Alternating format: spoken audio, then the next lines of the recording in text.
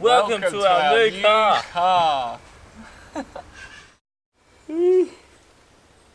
Hello, welcome to another dinner time. Well, hello everyone. Start us off today. We are having a signature Sdudes lunch. Got a twisty, sanger, and grog. Very healthy. Also, I'm here today with Jesse, if you didn't notice. We have recently just purchased the car, which is in the background there. We're going to finish our food and then tell you some more about it. Jesse and I are actually filming this on the last thing that we're doing on this video, but we'll give you a walk around anyway. It is a 1985 Mazda 929 Coupe. Obviously we're running the very nice tri-spokes, which fit fantastically. IRS rear end, eBay spec coilovers all around. It has pretty much power, everything that you could think of almost. 5-speed manual, and of course, pop-up headlights, quad pop-up headlights, which we've done just by hand at the moment, which is why they're not even. Sunroof. Oh yes, sunroof too. Power windows and whatnot. Nothing too fancy on the inside. Seats are comfy. It's missing a few interior bits here and there, but we'll get there. Only 400,000 Ks. Yes, 400,000 kilometers. So what would that be? I don't know, maybe like 600,000 miles. A lot. Something ridiculous. Got a loose hood release, a few dangling wires and whatnot. So obviously have to fix that up. But in the engine bay, if I can open it. Oh.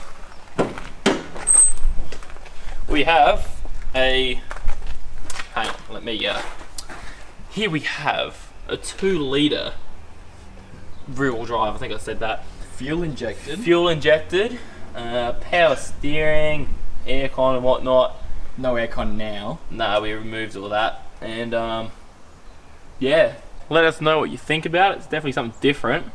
And I reckon we'll cut back into what we were doing before. We need to take the battery out of the Corolla and find a way to open the hood on the 929.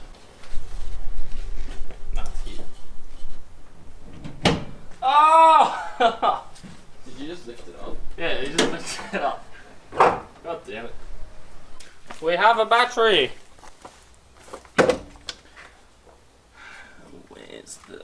Oh gosh, these look terrible, and that just fell out, whatever that was. Oh, that looked like... it looked like the ignition coil lead. I don't know if you can get that on camera. So the spare kit we got won't work in ignition, so we're trying to figure out something. We're on a forum now. Why are we on a forum? I don't know, just common problems. Okay. It's pretty common, it looks like, this kind of issue. So yeah, could be a couple of things. So we've got a dodgy key on the 929, so we're going to come back to that soon. And for now, I'm going to go work on the 32 in the other shed, which we'll do a separate episode on that, so you should check it out. Another day. We got like nothing done yesterday. Yeah, we didn't have the key, so we got that now. And you can't get to start properly because there's just terrible ground wires everywhere. We'll show you in a sec. Look out for the bat. And the bat. Scary. Have to watch your head. Good stretch. So, as you can tell, we have some lovely ground wires. To start with, we'll probably just try and... Oh, we can't even clamp them in with this type. Cut them back, get some fresh wires, and just try and get a better connection. So I think that's all it is. The fuel pump doesn't want to stay running the whole time. Electricals. Yeah. This car electrically is a nightmare. Got the key, we're going to try and start it.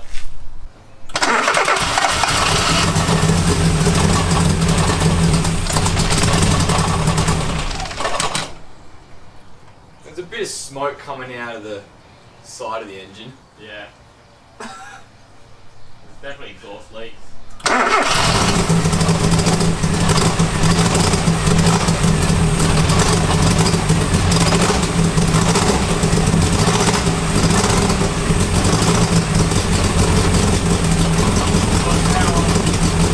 That's on its own.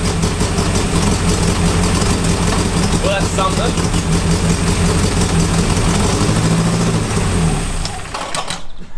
I was so delayed. Did you take the key out? I turned it off than that, yeah. Okay. Oh, it's stinky. We'll give a quick rundown. Pretty much, the engine bay at the moment is just a nightmare. Like, you got vacuum leaks here, terrible ground wires, you've got tech screws and alternator brackets and stuff like that. Like, nothing's really done properly. And like, even the airbox itself, like, you got leaks there and all that. Missing something on the manifold here, yeah. Probably emission stuff. The red wire was leaning against the exhaust, Yeah. just melting. Like, we've got Oh, this is our favourite. solder wire held on by a band-aid. And but what we want to do is we just want to try and get it to the big shed at least, so we can work on it out of the rain and get started fixing some of the crap. Let's get to it. Trading like all the battery.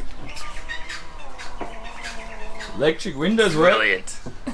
Alright, wish me luck.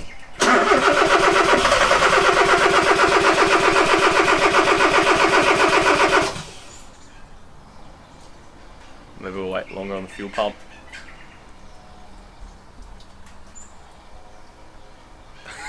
We need gas.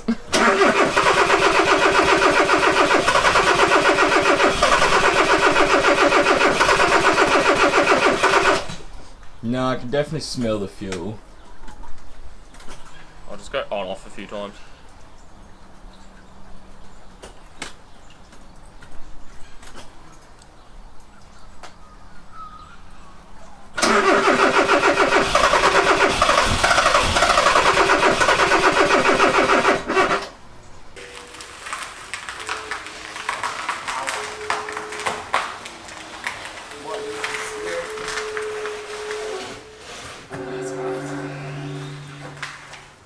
First things first, we've got to put some cool wheels on.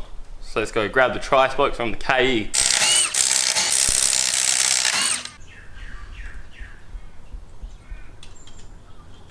It's quite sad seeing it like this. Eventually I'll get back into it. Other priorities. Yeah, other priorities.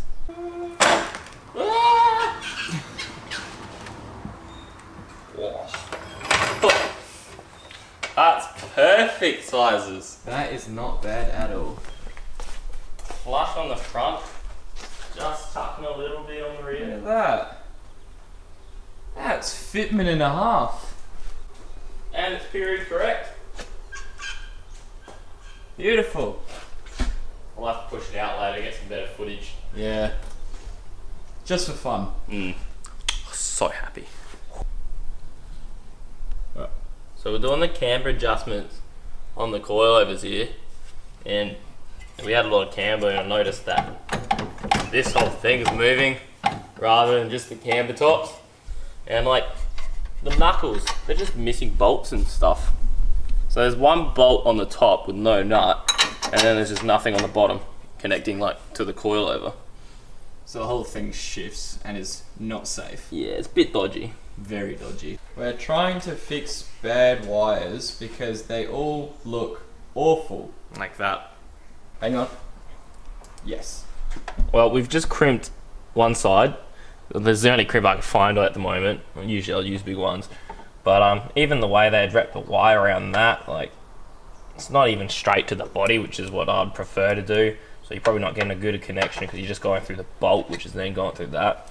So ideally, I'm just going to bolt it to here because that thing doesn't need the bolt for now. Yeah. It needs to make a good contact. You want it sitting flush. You want to grab your trusty crimp tool.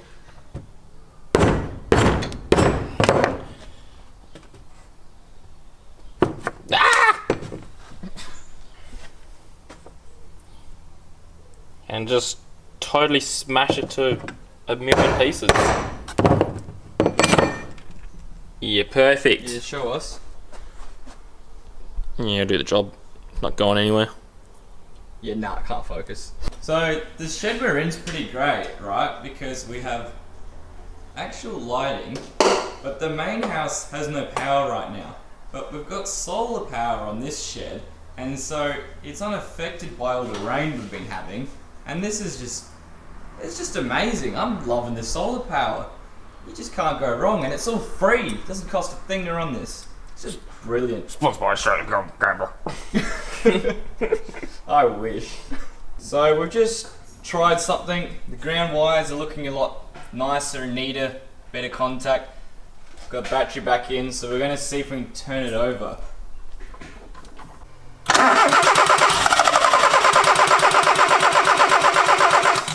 We are going to resolder some of these dodgy joints. See if we can get it to turn over properly. Mainly this one, Yeah. because I'm pretty sure we're not getting spark, and I reckon that could be why. Because we're getting fuel. We're getting fuel. It's sprayed all over us. We had a bit of a mishap, which the camera missed, unfortunately. But we're alright. There we go. Very steady hand. I'm soldering in a while. It's harder than it looks. At the moment, we are pulling out some few unnecessary things, trying to follow wires, cables where they go. So far we've got the air conditioning unit out and the air box, which is this really big silly black thing. It's disgusting. Look how big that is. Just huge, and was taking up a huge chunk of room in the engine bay. So as you can see, it ran like down towards here, into that corner. So I think what we are going to do is, the battery sits here, so we'll go rear mount battery setup, and then we'll go with this piece of poo. We'll run short pod filter just to here, so less air travel distance, and then it will make that side look a lot neater too. Just keep things simple. Later on we can decide what we want to put back in, if anything. So that's just about it for the aircon then. Ooh, good crack, good crack. Thank you.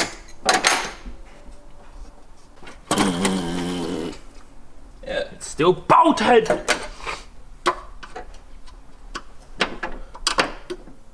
It's always one cheeky screw. Yeah. Definitely need like a good clean in here. Oh yeah. It's pretty filthy, all of it. Disgusting! Yeah. Oh, just rip it out. Who cares about all the wires, eh? They're already buggered. There it goes. Some more AC rubbish. Engine mount looks Other AC rubbish. broken. The engine itself seems healthy, but there's just loose wires and vacuum leaks everywhere. Like, this is one of the ground wires. A lot of wing nut on it because I had a plastic nut on it before, and that was just shoved onto a bolt on the transmission, like, ugh. Yeah. So what we're trying to do at the moment is simplify it, which is why we removed the aircon stuff and makes it more roomy, and fix up all the dodgies.